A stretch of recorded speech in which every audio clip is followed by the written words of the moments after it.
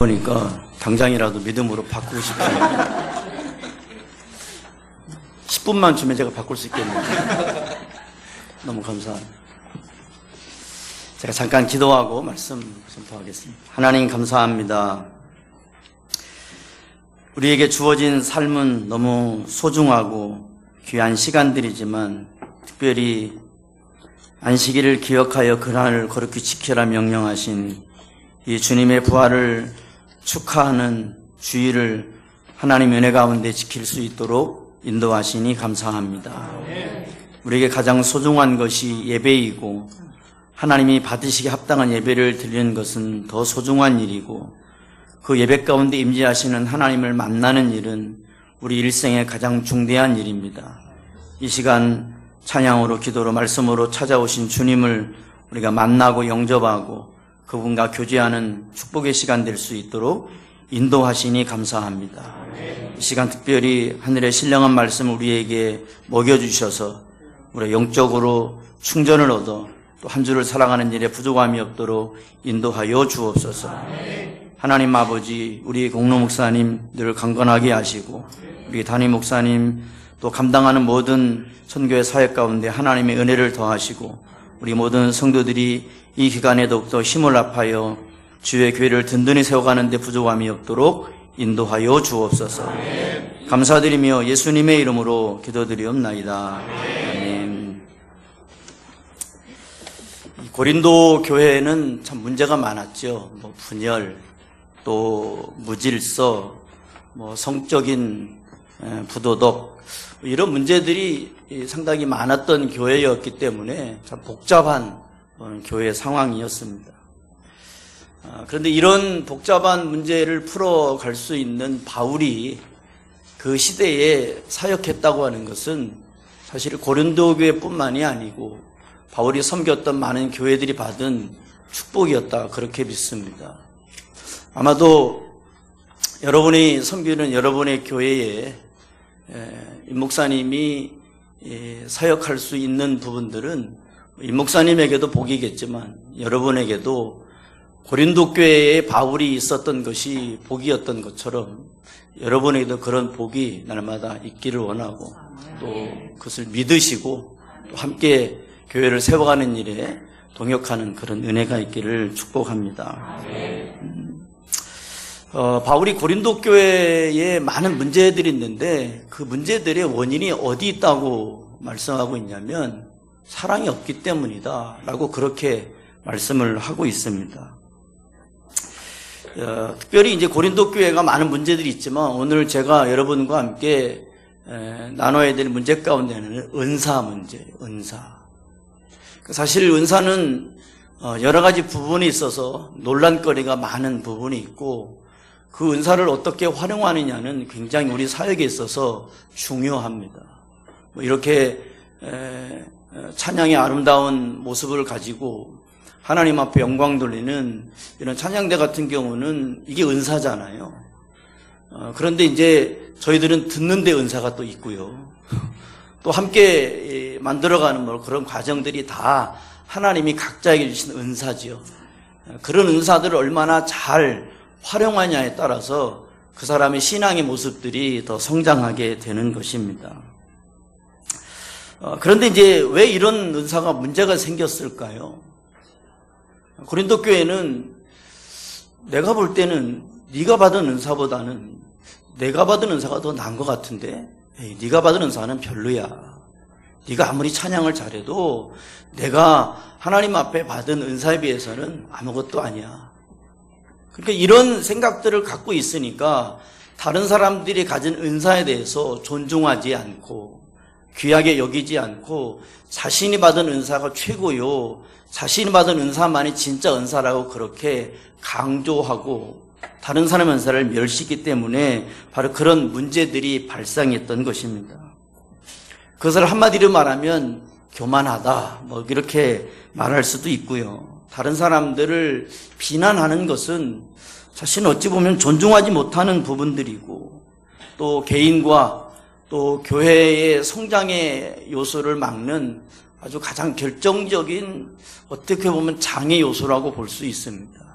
그러니까 서로의 각자의 이 다름을 인정하는 것이 얼마나 힘들고 어려운지, 아마 우리들의 삶의 모습에서 나와 다른 것을 어떻게 인정하고 용납하고 할지, 이 부분은 지금도 숙제 가운데 하나입니다.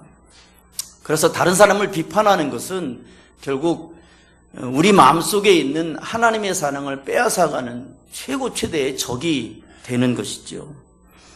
그런 부분에 있어서 보면 다른 사람들의 장점, 밝은 면, 이런 것들을 좀 보고 좀 칭찬도 하고 격려도 하고, 와, 내가 받지 못한 은사를 우리 집사님이 받으셨는데 너무 부럽습니다. 어떻게 하면 그런 사랑의 은사를, 그런 섬김의 은사를, 그런 헌신의 은사를 이렇게 마음껏 하나님 앞에 드릴 수 있는지 좀 비법 좀 가르쳐 주세요. 이렇게 말하면 얼마나 좋습니까? 근데 속으로 지가 이렇게 말하면 결국 그 마음 가운데 그 사람이 하나님 앞에 받은 은사에 대해서 멸시하는 일이니까 그 은사뿐만이 아니고 그 하나님 존재에 대해서도 우리는 좀 무시하는 경향이 저와 여러분에게 혹시 있는지도 모른다는 것입니다. 그래서 여러분이 함께 동역하고 있는 옆에 있는 이 동역자들, 우리와 늘 주의 교회를 든든히 서가기 위해서 애쓰는 우리 모든 믿음의 동역자들에게 늘 칭찬하고 격려하고, 그래서 좀 더 하나님이 기뻐하시는 그런 교회를 만들어가는 일에 사랑은 절대적으로 필요한 일이라 그렇게 성경은 우리에게 가르쳐주고 있습니다. 그런 면에서 보면 이 은사의 문제가, 만약 이런 문제들 때문에 고린도 교회가 시끄럽고 혼란스러웠다고 하면 그 원인이 사랑이 없기 때문이라고 그랬잖아요. 그러면 역으로 생각하면 은사 문제를 해결할 수 있는 유일한 방법은 뭘까요? 사랑만 회복하면 되지 않겠습니까? 성경은 우리에게 복잡하게 그 문제에 대한 답을 말씀하고 있지 않습니다. 여러분이 잘 알고 있는 이 고린도전서 13장, 이 장을 뭐라고 얘기할까요? 사랑장이라고 그렇게 얘기를 하잖아요. 그래서 13장이 이야기하고 있는 그 사랑의 이야기는 사실은 11장, 12장에 은사에 대한 이야기를 시작하고 그 은사에 대한 결론으로 사랑이 없으면 이 세 번의 사랑이 없으면을 이야기하다가 사랑은 무엇이다, 네 번의 사랑에 대한 이야기를 하면서 마지막 결론이, 그런즉 이제는 믿음도 있고 소망도 있고 사랑도 있는데 그 중에 제일이 사랑이다. 이 말은 믿음과 소망이 쓸모없는 것이 아니고 그 믿음도 필요하고 소망도 필요한데 사랑이 제일이라면 사랑이 더 큰 것이다, 우월하다, 이런 의미가 아니고요. 믿음도 소망도 사랑이 없으면 사실은 아무것도 아닐 수 있다, 이런 말입니다. 이런 의미에서 볼 때 우리가 생각하고 있는 이 사랑과 또 성경이 말씀하고 있는 이 사랑은 조금 온도 차이가 있다고 여겨지는 것이죠. 그런 면에서 보면 여러분이 생각하고 있는 이 사랑의 단어라는 것이 어떤 의미로 다가오는지 잘 모르겠습니다. 그런데 본문에서 이야기하고 있는 것처럼 이 사랑은 은사의 해결책이기도 하고, 기독교를 또 성경 66권을 딱 한 단어로 요약하라면 무슨 말씀일 것 같아요? 지금 제가 무슨 얘기하고 있죠? 사랑 얘기하고 있잖아요. 사랑인 거예요. 그러면 그 사랑이 무엇이냐? 하나님이 저와 여러분 같은 인생을 선택하신 것이 우리가 받은 최고의 사랑이라는 것입니다. 이 땅에 많은 사람들이 있지만 그 많은 사람들 가운데 왜 하나님이 나를 택하셨을까? 왜 나를 구원하기로 하나님이 예정하셨을까? 아무리 그 답에 대한 방법을, 그 문제에 대한 답을 우리가 얻기 위해서 우리에게 아무리 그 답을 찾을래야 찾을 수가 없는 그 사랑, 그 모든 사랑이 하나님이 우리에게 주신 그 선택적인 사랑이라는 거잖아요. 그러나 그 선택적인 사랑이 우리에게 어떻게 다가왔느냐? 예수 그리스도께서 자기 몸을 십자가에 내어주신 그 놀라우신 사랑이, 그 구속적인 사랑이, 우리를 자기를 주시면서 우리를 사신받은 그 사랑이 오늘 우리를 감동하게 하고 우리를 찬양하게 하고 우리를 기도하게 하고 우리를 주님 앞에 예배하게 하는 이 놀라운 사랑이 우리 마음 가운데 있다고 하는 사실은 우리가 그 어떤 사랑과 비교할 수 없는 절대적인 사랑을 받은 것이지요. 그 예수님이 이루신 구원의 완성을 성령 하나님은 우리를 어떻게 사랑했습니까? 너는 내 것이야. 너를 양보할 수 없어. 너를 통해서 내가 영광을 받을 수밖에 없는 것이야 라고 우리에게 그 구원의 놀라우신 사랑을 적용시켜 주신 그 성령 하나님의 사랑은 절대로 지울 수 없는, 우리의 그 어떤 사랑과도 바꿀 수 없는 그 사랑을 우리에게 주셨다는 것이죠. 그게 사랑인 것입니다. 이 사랑의 회복만이 우리가 그 어떤 문제 속에서도 해결할 수 있는 유일한 방법이라는 것이죠. 그래서 거룩한 백성들이 이 땅을 사랑하는 가장 힘 있는 것은 사랑인 거예요. 그래서 오늘 성경은 사랑이 없으면 아무것도 아니라는 겁니다. 우리가 아무리 헌신하고 충성하고 봉사하고 열심을 다해서 무엇을 하더라도 그 마음 가운데 하나님의 사랑과 예수님의 사랑과 성령 하나님의 사랑이 없으면 아무것도 아닌 거예요. 자기 열심이고 자기 충성이고. 그러니까 모든 삶의, 모든 우리의 신앙의 행동 강령의 기준이 뭐라는 겁니까? 사랑이라는 거예요. 그래서 우리는 사랑으로 모든 일을 해야 된다고 하는 것이지요. 그런데 문제가 뭡니까? 우리에게 그런 사랑이 점점 식어가고 있다는 거예요. 가슴이 뜨겁지 않아요. 예수님의 사랑에 대한 이야기를 해도 무덤덤해졌어요. 십자가의 구원의 놀라우신 은총을 이야기해도 옛날에는 막 십자가 예수님만 해도 눈물이 찔끔찔끔 나는데 지금은 아무리 잘라야 짜도 눈물이 안 나와요. 이게 우리의 가슴이 많이 식어졌다는 거예요. 그게 우리들의 모습인 것이죠. 저도 안타까운 거예요. 저 자신에게도 안타깝고 그런 삶의 모습을 보고 있는, 또 보여주는 오늘날의 크게는 한국 교회와 성도들과 우리 자신들의 모습을 보면서 좀 가슴을 치고 안타까워해야 되는데 그런 안타까움이 없어요. 그래서 우리는 사랑을 회복해야 되는데, 사실 제가 오늘 여기 와서 이런 한 편의 설교를 한다고 해서 갑자기 사랑 회복이 되면 얼마나 좋겠습니까? 물론 그렇게 되기를 바라는 마음에서 열심히 준비해서 왔는데 그건 제가 할 일이 아니고 성령 하나님께서 오늘 찬양되는 믿음을 고백했지만 오늘 말씀은 우리의 사랑이 다시 한번 회복되는 그런 놀라운 역사가 있기를 기대하는 마음에서 제일은 사랑이다, 이런 말씀을 함께 나누려고 합니다. 여러분, 사랑은 최고의 가치를 지니고 있어요. 제가 어떤 책을 읽어보니까 이런 얘기가 있는 거예요. 아프리카에서 장가를 들려면 어떻게 해야 되냐면, 모든 나라가 그런 건 아니겠지만 소를 신부에게 갖다 바쳐야 이 장가를 들 수 있는 거예요. 가난하면 장가도 못 가는 거예요. 요즘도 그렇죠. 가난하면 장가를 잘 못 가죠. 그런데 추장의 아들이 소를 9마리씩이나 되고 어떤 여자에게 청혼을 했는데요.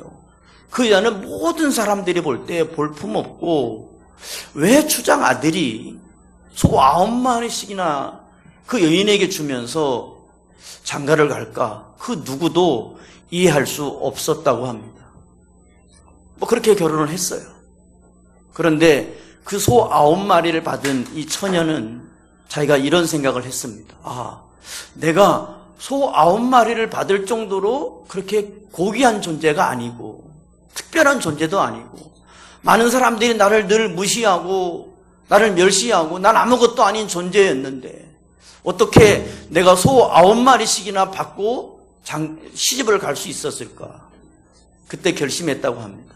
그러면 내가 소 9마리의 가치를 증명하자. 여러분이 받은 사랑은 이런 사랑입니다. 여러분이 하나님의 사랑을 받을 만한 가치 있는 존재가 아니었다는 것이죠. 우리는 그저 죄인이었어요. 마땅히 죽은 죄인이었고 아무것도 할 수 없는 죄인이었는데 하나님께서 우리에게 예수 그리스도라고 하는 최고의 가치의 선물을 주셨죠. 소 9마리하고는 비교할 수 없는 그런 사랑을 우리에게 주셨어요. 그런데 우리는 그 최고의 사랑의 가치를 받았음에도 불구하고 그 가치를 증명하지 못하고 있다는 사실. 이게 우리들의 안타까움이죠. 우리가 잘 알고 있는 우리가 아직 죄인 되었을 때, 우리가 의로울 때가 아니고 죄인 되었을 때 그리스도께서 우리를 위해서 죽으심으로 하나님께서 자기에 대한 사랑을 뭐 했다고요? 확증했다고요. 그 사랑은 확신인 거예요. 확증인 거예요.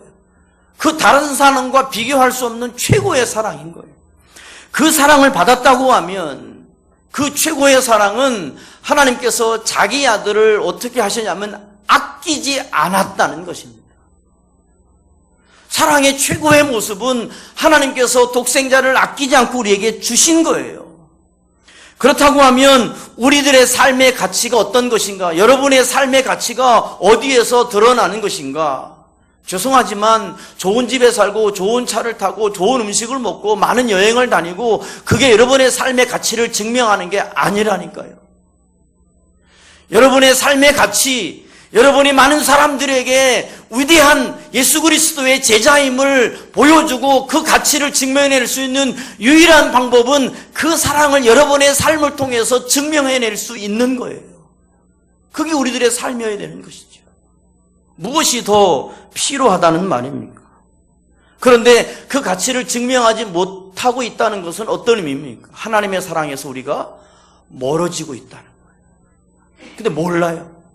내가 하나님의 사랑에서 지금 멀어지고 있다는 사실을 잘 몰라요. 알면 어떻게 하겠습니까? 돌아가야 되겠죠. 알면 하나님의 사랑을 다시 회복해야 되겠죠. 내가 하나님의 사랑에서 멀어졌다고 하면 우리가 자주 쓰는 용어 가운데 회개해야 되겠죠. 왜? 하나님의 사랑이 나를 감동시키고 하나님의 사랑이 오늘 나를 있게 하고 그 하나님의 사랑 우리가 살아가야 되는데 거기에서 멀어진 것은 우리들의 존재가 내가 왜 살아가야 되는지, 내가 왜 먹어야 되는지, 왜 내가 일해야 되는지 삶의 존재 목적을 잃어버렸기 때문인 거예요.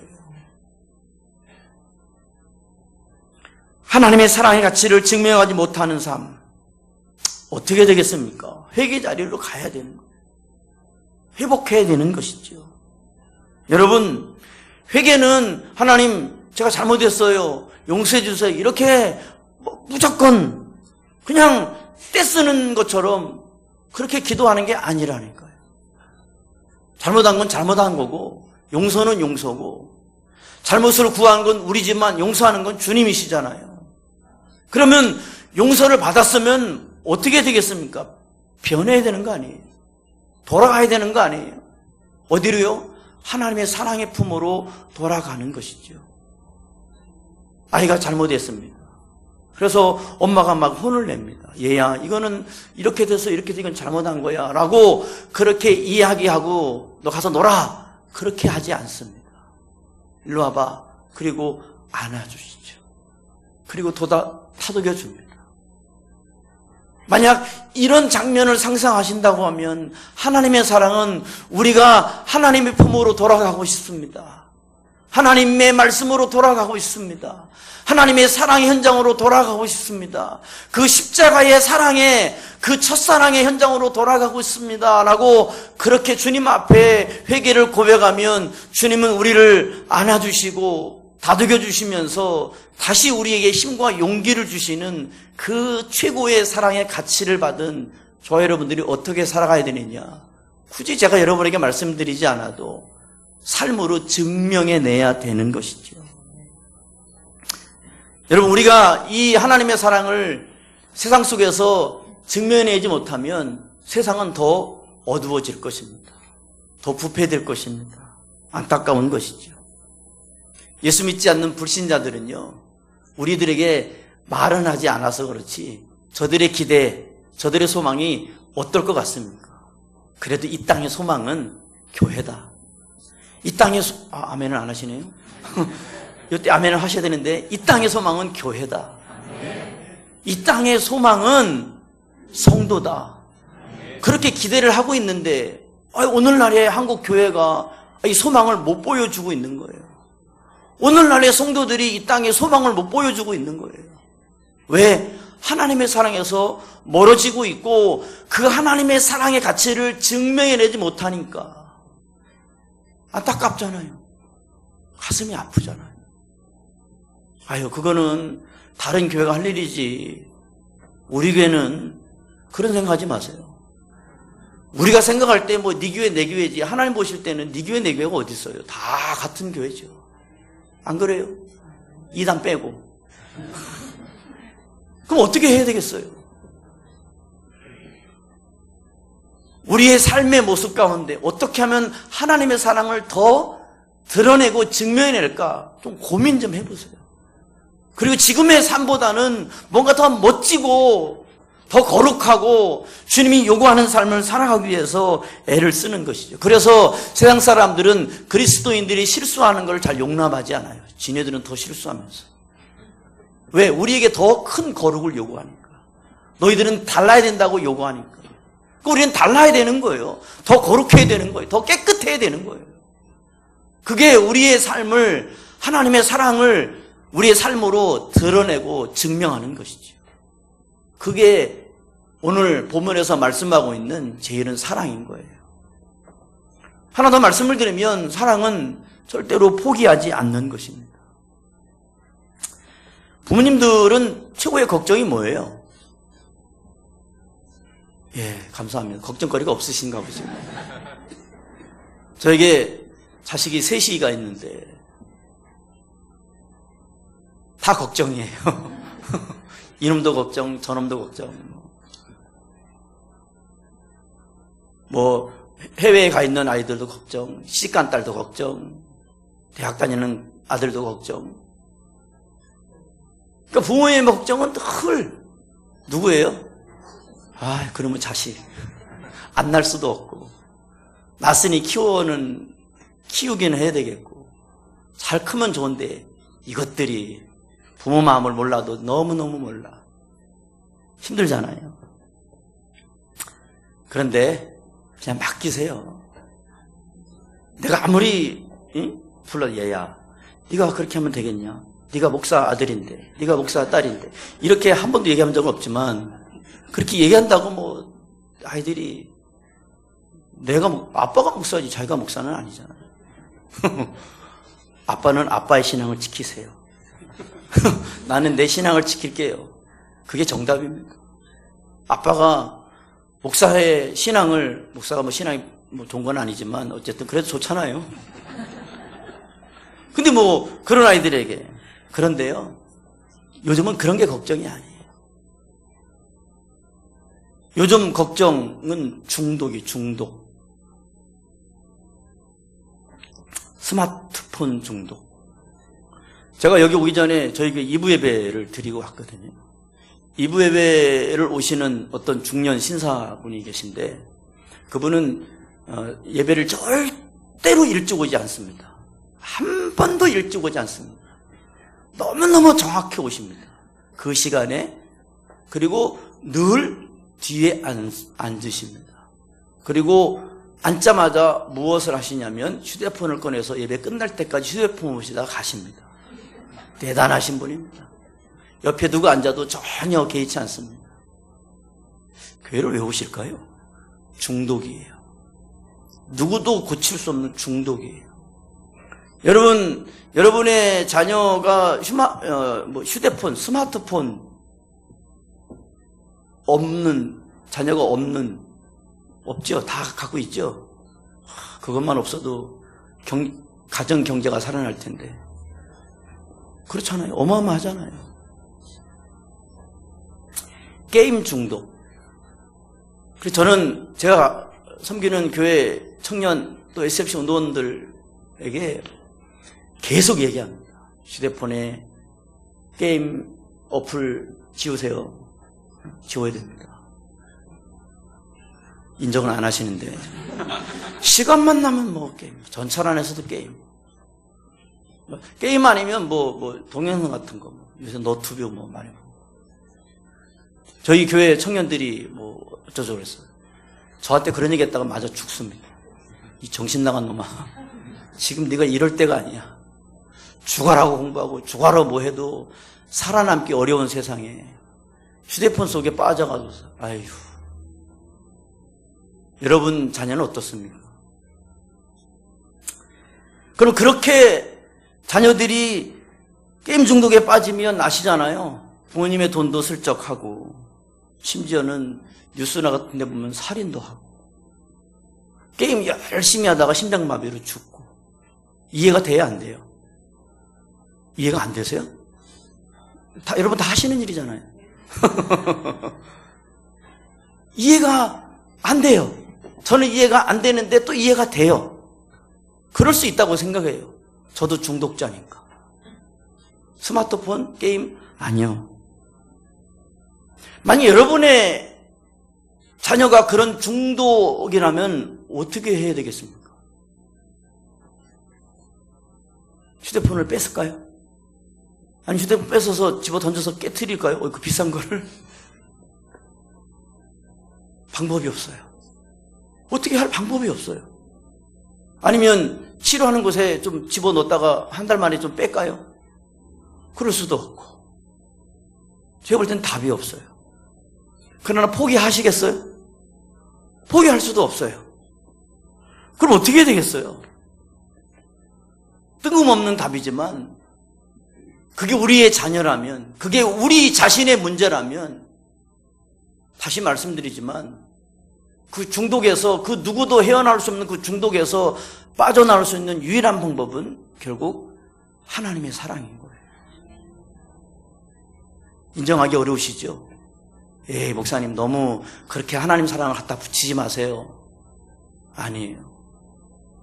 제가 중독됐다고 그랬죠? 저는 뭐에 중독될 것 같습니까? 한번 보세요. 응? 한번 보세요. 제가 어디에 중독될 것 같은지. 그래서 제가 아이들한테 얘기합니다. 목사님도 중독자다. 그런데 절제하기 위해서 너무너무 애를 쓰는데 잘 안 되더라. 그래서 내가 너희들의 마음을 충분히 이해한다. 제가 중독 어디에 됐냐면 저는 스포츠에 중독됐네요. 끊을 수가 없어요. 제가 여러 가지 운동을 많이 했거든요. 수영도 한 5년 하고. 제가 물개예요, 물개. 제가 왜 잘 뜨는지 아십니까? 배가 나와서 막 이렇게 잘 떠요. 수영도 막 열심히 했고요. 지금은 뭐 하는지 아세요? 지금은 테니스를 하는데 한 10년 넘었어요. 작년에 테니스 하다가 회전근개가 여기가 끊어졌잖아요. 그래서 수술을 했어요. 구멍 6개를 뚫어서. 한 3개월 동안 재활치료하고 지금 뭐 하고 있을까요? 다시 하고 있어요. 이게 뭐예요? 이게 중독이에요.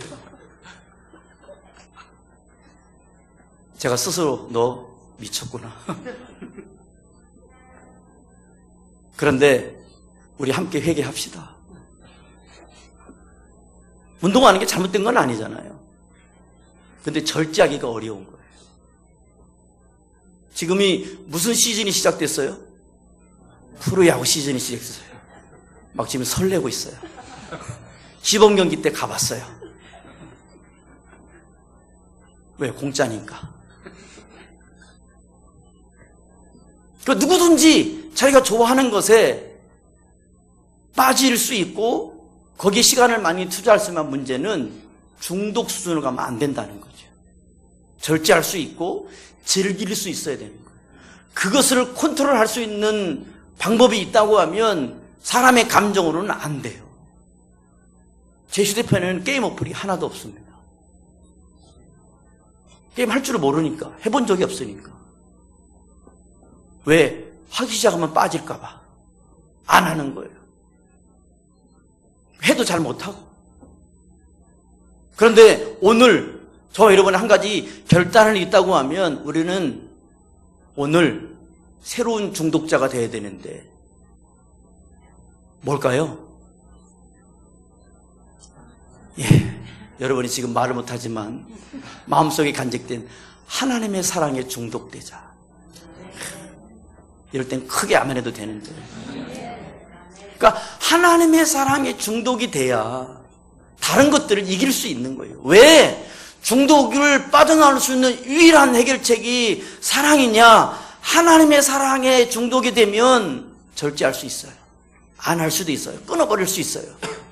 끊을 수 없는 술, 담배, 게임, 이 모든 것들을 끊을 수 있는 유일한 방법은 하나님의 사랑이 회복되면 그 모든 것들을 끊어버릴 수 있는 거예요. 그래서 사랑이 답인 것이죠. 오늘 예배를 왜 오셨습니까? 주일이니까 예배를 드려야 되니까 답이 아니에요. 하나님의 사랑이 이미 여러분은 중독됐어요. 주일날 예배를 안 드리면 미칠 것 같아요. 아멘? 주일날 예배를 안 드리면 일주일이 불안해서 살 수가 없어요. 주일날 예배를 온전히 하나님 앞에 드려야 내 삶의 모든 영적인 에너지가 거기에서 오는 거예요. 이게 중독자지 뭐지. 그러니까 여러분은 이미 하나님의 사랑에 깊이 중독되어 버렸어요. 그러니까 그 세상 그런 것 따위에 여러분의 시간, 여러분의 손가락 허비하지 마세요. 휴대폰은 전화 받고 전화하라고 있는 거예요. 가끔 심심하면 톡도 하시고, 그 톡의 내용은 목사님, 어제 목사님 말씀은 너무너무 기가 막혔습니다. 어떻게 그런 말씀을 그렇게 전할 수 있었어요? 제가요 평생 동안 많은 예배를 드렸는데 그 말씀, 그 은혜 평생 잊지 못할 거예요. 이렇게 월요일 아침에 문자를 보내세요. 누구에게? 임모 목사님에게. 자, 내일은 아니고 다음부터 보내실 분 손 들어보세요. 왜 아무도 없네? 1억입니까? 아니, 월요일 아침에 그걸 보내세요. 그럼 목사님이 그 문자 받고, 그래? 뭐 이런 성도가 다 있어. 이렇게 얘기하겠어요? 아마 그 문자를 받는 순간 목사님 눈에서도 물이 주르르 흘릴 거예요. 그게 목사에게 힘을 주는 거예요. 우리 목사님 설교를 왜 저렇게 할까? 교만한 생각입니다. 나쁜 생각이에요. 여러분의 영을 죽이는 생각이에요. 우리의 삶의 모습 가운데 아까 말씀드렸잖아요. 좀 칭찬하고 격려하고, 여러분이 섬기는 여러분의 목사님을 격려하고 칭찬하고 은혜 받았다는 말을 부끄러워하고, 한국 사람들은 표현을 잘 못해. 부끄러워. 뭘 부끄러워요? 문자 보내는 거 안 부끄럽잖아요. 내가 나중에 이 목사 만나면 물어볼 거예요. 문자가 왔는지 안 왔는지. 만약 안 왔다 그러면 이 목사 나 한 번 더 갈게. 그래가지고서 뭐 끝장을 한번 봐야 될 것 같아요. 여러분, 중독이 오래되면 어떻게 돼요? 무감각해져요. 이제 자기가 중독인지 몰라요. 이 말을 바꿔서 말하면 우리는 하나님의 사랑에 중독이 됐는데 그 중독된 것이 오래되면 무감각해져요. 막 신앙생활을 오래 한 분은 예수님 얘기해도 별로 감동이 없고, 십자가 얘기해도 별로 감동이 없고, 무슨 얘기해도 감동이 없어요. 그래서 목사님 무슨 재밌는 얘기하면 나중에 설교 끝나면 그 얘기밖에 안 해. 아니, 그 얘기는 안 기억해도 되는데 꼭 기억해야 될 말씀은 기억 안 하고 기억하지 않아도 될 말씀만 가지고 일주일을 살아. 그렇게 힘이 없는 거예요. 요즘 성도들은 잘 안 싸워요. 싸우라니까 또 폭력 이런 게 아니고, 제발 세상에 나가서 좀 싸우세요. 영적인 싸움을 하세요. 죄와 싸우세요. 여러분을 중독시키는 세상의 문화와 싸우세요. 그래야 이길 수 있지요. 그래야 승리할 수 있지요. 그래야 주님 앞에 와서, 주님, 제가 일주일 동안 주의 말씀을 듣고 이렇게 살았더니 이런 하나님의 은혜 가운데 승리하고 왔습니다. 이 승리의 전리품을 주님 앞에 드립니다. 라고 그렇게 주님 앞에 고백하셔야죠. 날마다 주님 앞에 오면, 주님 잘못했어요. 용서해 주세요. 언제까지 그 기도 하실랍니까? 이제는 그런 기도 그만하시고 주일날 교회 와서 주님 앞에 딱 엎드리면, 주님 제 모습 보십시오. 이게 승리한 제 모습입니다. 주님 기쁘시죠? 이런 기도를 좀 하세요. 그러려면 뭐 해야 된다고요? 싸우시라고. 안 싸웠는데 이길 수 없잖아요. 무승부는 재미없어요. 제일로 기가 막힌 경기의 승리는 역전승이잖아요. 여러분, 우리는 이미 역전승 했어요. 죽었던 인생들 주님이 살렸잖아요. 뭐가 더 필요하십니까? 그 사랑이면 다 됐지. 그러니 하나님이 우리를 그렇게 사랑하셨는데 우리를 포기하시겠냐고요. 얼마나 감사해요. 내가 못났어도, 내가 비록 이렇게 저렇게 살아도 하나님은 우리를 절대로 놓지 않으세요. 우리는 세상의 문화에 빠져서 하나님을 잠시 정말 안타깝게도 놓을 수 있어도 하나님은 우리를 놓지 않으시는 분. 우리가 그분을 의지하고 그분을 따라가는데, 여러분, 혹시 여러분 포기하고 싶은 거 있으면 그때 하나님의 사랑을 기억하고 끝까지 달려가십시오. 싸우십시오. 그 하나님의 사랑으로 이기십시오. 마지막 하나 더 말씀을 드리면, 사랑은 변하지 않아요. 절대로 변하지 않습니다. 성경에 아주 씁쓸한 사랑들이 많아요. 암논이 다말을 사랑한 사건. 사랑했어요. 잘못된 사랑이지요. 다말이 육체를 범한 이후에 성경은 뭐라고 말씀하고 있냐면, 이제 미워하는 미움이 전에 사랑하던 사랑보다 더한지라. 이 말을 바꿔서 말하면 잘못된 사랑의 비극적인 결과는 미움인 거예요. 요즘 뉴스 보면 제일로 많이 나오는 뉴스가 뭐예요? 그놈이에요. 이름도 승리야. 지가 무슨 승리했다고. 패배자예요. 철저한 패배자예요. 입에 담기도 부끄러워요. 어떻게 해야 될지는 모르겠어요. 그런데 그놈뿐일까요? 그렇지 않을 겁니다. 너무너무 고통스러워요. 이런 세상에 우리 아이들을 내보낸다는 게 고통스러워요. 여러분, 진짜 사랑은요, 지켜야 되는 거예요. 변하지 않아야 되는 거예요. 어떤 상황 속에서도 사랑할 수 있어야 되는 거예요. 그런데 사람의 사랑이라는 것이 안 변할 수가 없어요. 그렇잖아요.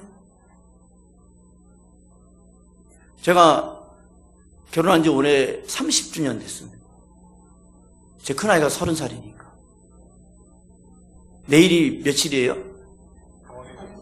결혼 기념일이에요. 내일이 무슨 날이에요? 만우절 날이에요. 저 만우절 날 결혼했어요. 4월 1일 날 둘째 딸이 태어났어요. 4월 1일이 저한테는 굉장히 의미가 있어요. 30년을 살았는데요, 아직도 제가 그녀를 보면 설렐까요? 그런 소리 하지 마세요.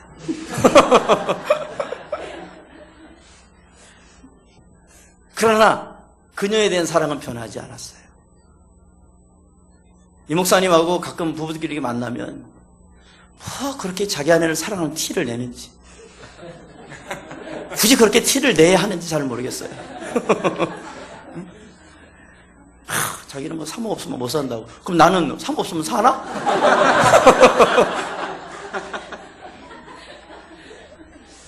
그런데 30년을 살았는데 의기가 있었을까요? 없었을까요? 헤아릴 수 없을 정도로 많았죠. 엄청 싸웠을까요? 안 싸웠을까요? 제가 싸운 것처럼 보입니까? 네. 여러분처럼 다투고 의견이 안 맞아서, 저는 우리 집사람처럼 그렇게 성격이 좋은 사람이 세상에 없는 줄 알았어요. 그 다음 얘기는 아시죠? 너무 다른 거예요. 너무 힘든 거예요. 맞춰가는데요, 왜 힘들었을까요? 아니요, 인정하지 않는 거예요. 왜 너는 그러냐? 난 이런데. 아니, 원래 그분은 그랬어요. 나는 이랬고. 근데 그걸 좋다고 결혼을 했는데 안 좋은 거예요. 그럼 어떻게 되겠어요? 물릴 수도 없고, 영수증도 없고,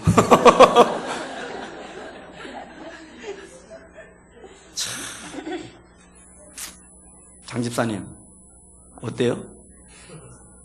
공감하죠? 공감 안 하는 척 하는데 내가 다 알아. 여러분, 변하지 않는 건 다름에 대한 것들을 인정하지 않는 거예요. 저 솔직히 고백하면 사모님 나도 이러지 마세요. 이 다름을 인정하는데 10년 걸리더라고요. 제 기억으로. 그리고 그때부터 호칭이 바뀌었어요. 여보로. 그럼 그때까지 뭐라고 불렀을까요? 야, 아니요. 제가 그렇게 인격 모독하는 사람이 아니에요. 여보라는 소리가 안 나오는 거예요. 10년 동안. 제가 25세 결혼했거든요. 와. 왜냐면 인기가 너무 많아가지고서. 그런데 뭐 잘 안 되는 거예요. 그 아기를 낳았으니까 뭐 누구 엄마 아니면 자기야. 근데 왜 여보 소리를 못했는지 모르겠어요.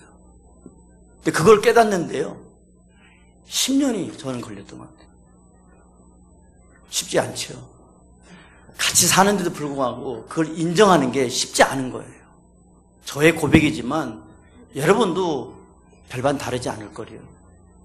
평생을 살았는데도 지금도 다른 게 많아서 왜 당신은 이 소리 나오잖아요. 왜 꼭 그렇게 그 사람 원래 그래요. 그거를 저는 엄청 굉장히 스피디한 사람이거든요. 빠른 사람이거든요. 근데 그분은 아주 느리부셔. 이거 적응하는데 적응이 아직도 안 됐어요. 그런데 적응은 안 됐는데 그냥 인정하기로 했어요. 그러니까 편해요. 근데 그게 10년 걸렸다니까요. 무슨 말입니까? 부부는요, 싸울 수도 있고요, 헤어질 위기도 있어요. 그런데 그러면서 상대방을 이해하고 용납하게 되고 다름에 대한 것들을 인정하기 시작하는 것이죠. 저는 이럴 때 두 가지 우리가 해야 되는데 그 중에 하나가 이런 말씀, 베드로전서는 이런 말씀이 있어요. 만물이 마지막에 가까웠으니 그러므로 너희는 정신을 차리고 근신하여 기도하라.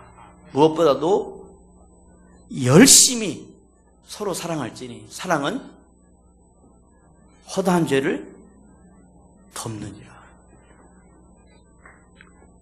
기도하는 거예요. 에이, 목사님 또 무슨 답을 또 그렇게 평이하게. 그럼 어떻게 해요, 그러면? 내 마음이 안 되는데, 내가 인정이 안 되는데, 내가 다름에 대해서 적응이 안 되는데, 그런 마음을 달라고 하나님 앞에 뭐 근신하고 기도해야지. 그럼 너는 상대방에게 늘 인정받고 그런 거 아니잖아요. 그러니까 맞춰가는 과정인 것이죠. 근데 더 결정적인 것은 허물을 덮는 거예요. 덮는다고 그 존재가 없어지는 건 아니잖아요. 덮어주는 게 필요한 거예요. 변질이 안 되는 건, 바뀌지 않는 건 그런 것입니다. 그런데 우리의 사랑을 흔드는 많은 것들이 있어요. 그 환경들에서 우리 스스로를 지켜낼 수 있는 힘이 결국 하나님의 사랑인 것이죠. 거기에서 멀어지지 않을 수 있어야 되는 것입니다. 상황에 따라서 변하는 건 사랑이 아니에요. 관심이죠. 어떤 사람에게는 관심이 늘 있어요. 상황이 바뀌면 관심이 또 끊어져요. 그런데 사랑은 어디에 있든 어떤 모습이 있든 늘 그 사람에게 관심이 있어요. 그 관심이 한 번도 흐트러지거나 변한 적이 없어요. 그게 진짜 사랑인 거예요. 하나님이 우리를 사랑할 때 한번 사랑해보고 이거 봐라, 내가 너를 그렇게 사랑했는데 네가 나한테 그런 식으로 해? 너 이제 관심 없어. 그런 하나님의 사랑이 아니라니까요. 우리가 죄송하지만 어떤 짓을 해도, 어떤 행동을 해도, 어떤 잘못을 해도 그 하나님의 사랑은 변하지 않아요. 그 사랑을 회복하는 것이 우리도 더 많은 사람들을, 우리의 이웃들을 내 몸처럼 사랑할 수 있는 유일한 방법이 되는 것이죠. 말씀을 정리하겠습니다. 성도 여러분, 제가 서론에 이런 말씀드렸죠. 한편의 설교로 우리의 사랑이 회복될 수 있을까? 회복되기를 축원합니다. 적어도 우리는 가치 있게 살아야 돼요. 아무렇게나 살지 마시고 뭔가 증명해내는 하나님의 사랑을 받은 자로서 증명해낼 수 있어야 되고요. 어떤 상황 속에서도 하나님의 사랑을 회복해야 포기하지 않습니다. 우리를 하나님이 포기하지 않은 것처럼 우리도 우리의 자녀들을, 우리의 믿음을, 우리의 삶의 환경들을 우리가 어떤 상황 속에서도 우리를 붙잡고 있는 그 하나님의 사랑을 회복하면 우리가 받은 그 사명, 힘들다고 어렵다고 환경이 바뀌었다고 저 그만둘래요 이런 소리 안 하는 거예요. 그게 변하지 않는 하나님의 사랑을 우리가 받은 자답게 우리도 변하지 않는 거예요. 그 사랑은 그 어려운 환경을 극복할 수 있는 힘이 되는 것이죠. 이런 사랑이 우리 모두에게 충만하기를 주님의 이름으로 축복합니다. 하나님 아버지 감사합니다. 우리에게 주어진 삶의 현장이 늘 하나님이 함께 하시